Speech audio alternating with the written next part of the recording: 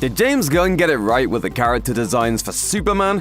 We delved into the comics and assigned a score to each character, and some of the results might surprise you. Superman is one of the most popular figures in modern culture.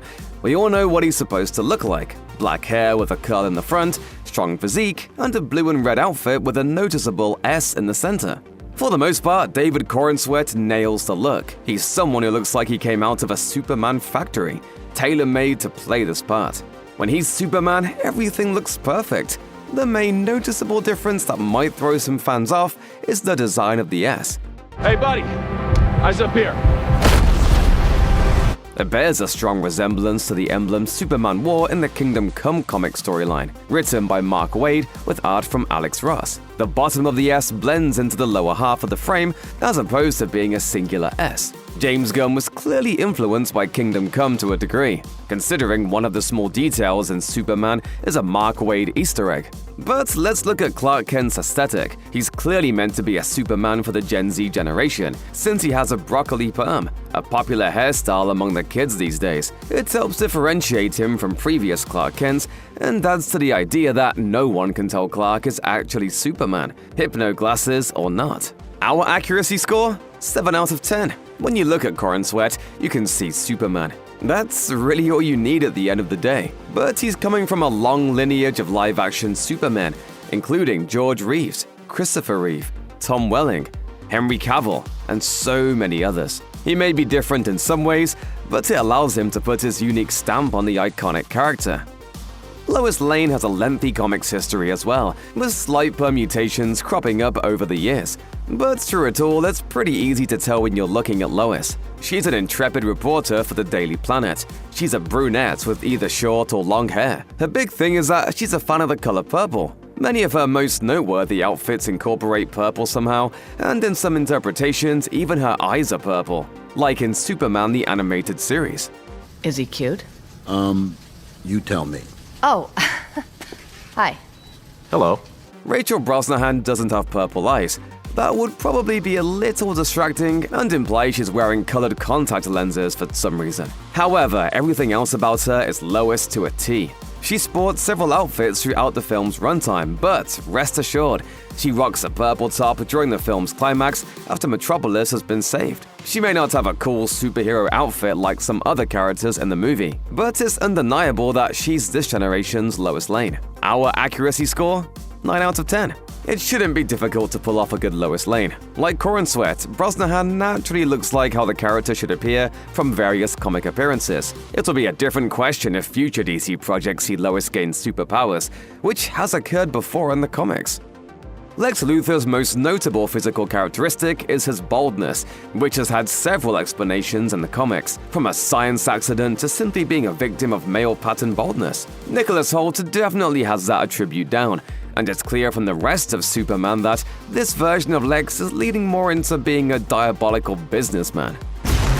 What you're looking at is the most powerful being on planet Earth. I will not accept that. Whenever we see Lex, he's in some kind of suit. It doesn't matter if he's controlling Ultraman from far away or threatening a man's life while Superman himself is incarcerated. Lex knows how to dress himself. It's a great way of separating himself from the other metahumans in the film with more colorful and unique outfits. This Lex is all business, even though the comics and cartoons occasionally put him in a war suit so that he can go toe-to-toe with the Man of Steel.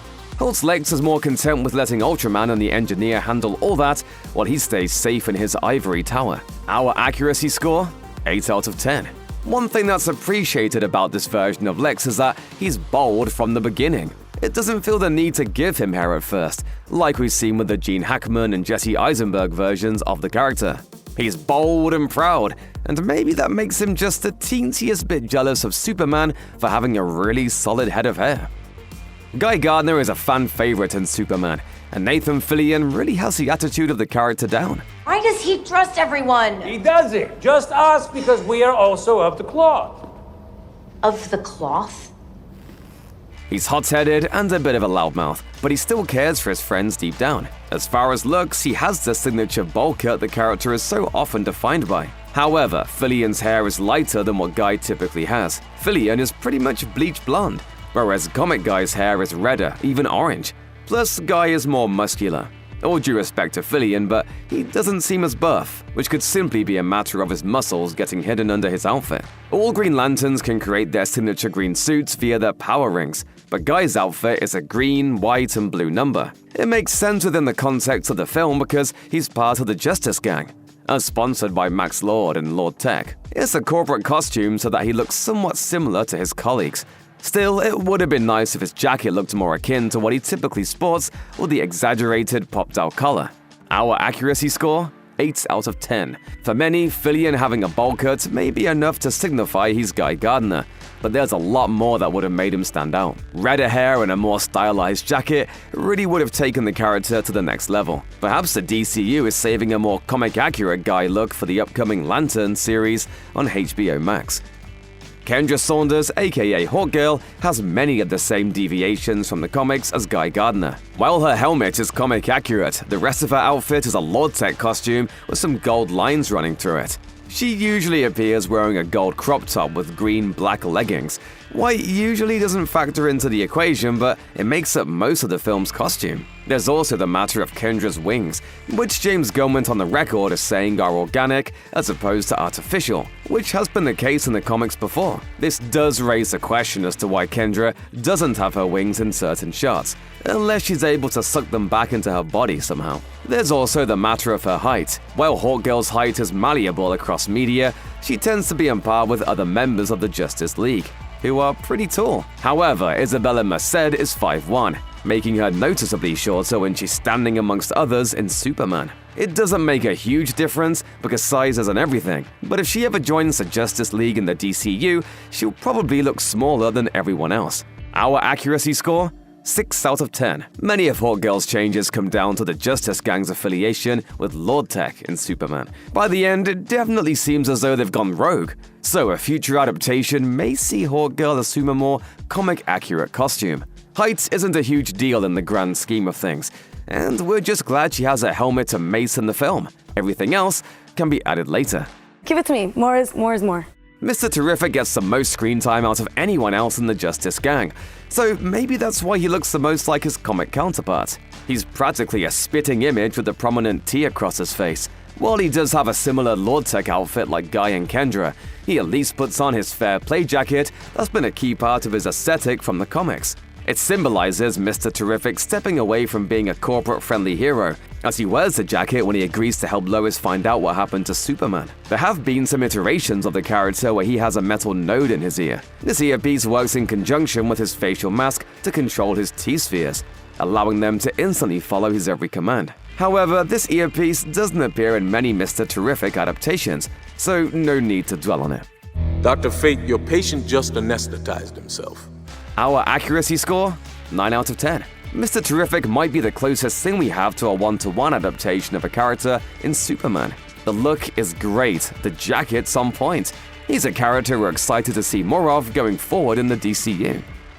Metamorpho has a unique role in Superman, where Lex uses him as a living weapon to transform his body into kryptonite to weaken Superman while he's locked up.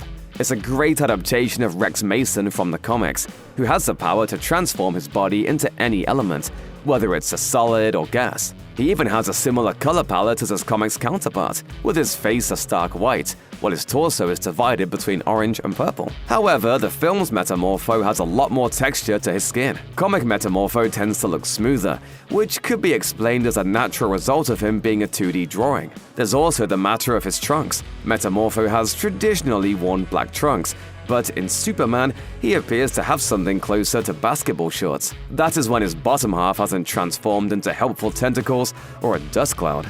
Our accuracy score? 7 out of 10. Metamorpho stands as a great way to adapt a strange character into a live-action setting. Superman isn't afraid to lean into its more absurd comic book influences, and it's great the film didn't feel the need to normalize Metamorpho to appear more grounded. His coloration is superb, and the more ragged aesthetic, although a departure from the source material, lends itself to the idea that his skin is malleable. Jimmy Olsen has long been Clark Kent's intrepid pal, and Superman gives him a modern makeover. Instead of acting like a plucky sidekick photographer, he's a journalist in his own right. I think it's pretty obvious the goal was kicking Superman's ass. He didn't completely kick Superman's ass. He even plays an instrumental role in getting all of the information necessary to take Lex Luthor down.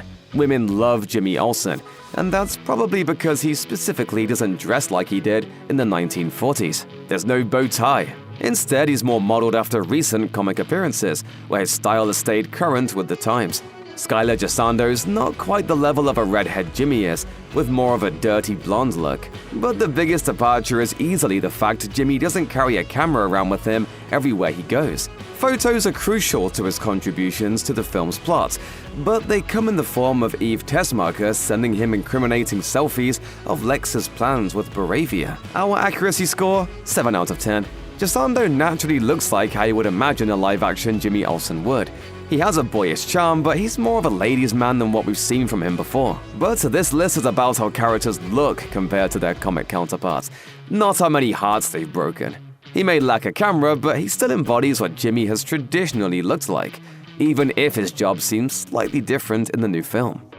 The engineer, aka Angela Speaker, probably has the greatest deviation from the comics to Superman. In the comics, Angela's blood is replaced with nanites, allowing her to morph her body into whatever she needs, whether it's a weapon or jetpack. This liquid metal subsequently covers her entire body so that she appears silver and metallic at all times. The engineer has undergone a similar procedure in Superman, albeit with Lex's help this time. However, she looks vastly different. For starters, you can still make out her human face. Not every part of her is covered in nanites at the same time, which probably helps in allowing her to emote more easily. However, the part of her body that is covered in nanites is black instead of silver. It's almost like a suit she wears and can then transform into buzzsaws or whatever she needs to take out Superman. Our accuracy score? 4 out of 10. All the powers are there, but there's no denying that comic engineer is meant to look more like a robot. She's practically a Terminator with malleable metal, allowing her to shapeshift or interact with advanced computers with ease. The engineer in Superman can do all that too, but it appears James Gunn wanted to emphasize she's still a human underneath all the nanites. Considering she's part of the Authority, which is due to get its own film that Gunn has called a passion project, we should be seeing more of her in the near future. And maybe the nanites will have overtaken more of her body by that point. We couldn't end the list talking about Superman characters without bringing up the goodest boy of all, Krypto. He's the unruly dog Superman's taking care of, but admittedly, he's a major departure from past Krypto portrayals. Krypto! What the hey, dude? I thought you destroyed the whole Superman robots. I thought I told you to keep an eye on him. For the most part, Krypto, despite being an alien dog, has always looked something like a Labrador Retriever. Even if you want to call him a lab mix, he's genuinely a bigger dog. The kind you would want to take on missions with you because he looks like he could do some damage. The Krypto we have in Superman looks decidedly smaller. He's rougher around the edges, being a clear mix of breeds with some scruffy-looking fur. He's also wildly out of control, jumping on Superman after he's been beaten by the hammer of Baravia. He still has a red cape though, which is utterly cute and really all we want. Our accuracy score? 7 out of 10. Krypto doesn't look much like past iterations, but there's a heartwarming reason for this. James Gunn told NPR that he modeled Krypto after his own dog, Ozu, who was saved from a hoarder's home. He explained, "A rescue organization rescued these dogs, and I went into this room with all these dogs. Some of them were friendly, some of them were not, and my dog was one of them that was not. But he had this funky ear that stood out. I wanted that dog." Krypto has a noticeably wonky ear, so while Krypto may look different than what people are used to, this change gets a pass because there's such a lovely story behind it. It's a good reminder that changes from the source material aren't necessarily done all willy-nilly. An artist can have a very good reason for making a character stand out a certain way.